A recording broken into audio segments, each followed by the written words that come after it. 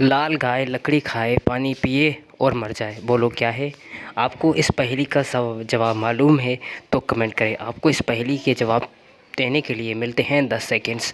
तो आपका होता है टाइम शुरू।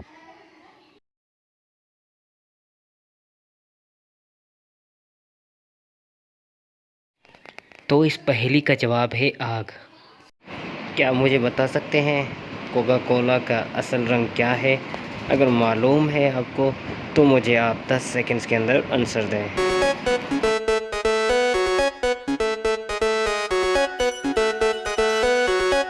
तो इस सवाल का जवाब है कोका कोला का असल रंग सब्ज़ है।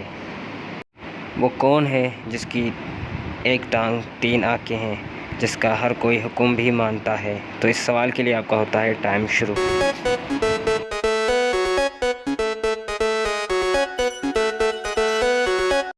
इस सवाल का जवाब है ट्रैफिक सिग्नल।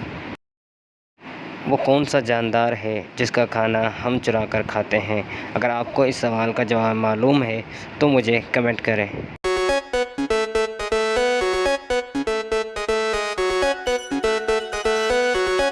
इस सवाल का जवाब है शहद की मक्खी, जिसका खाना हम चुरा कर खाते हैं।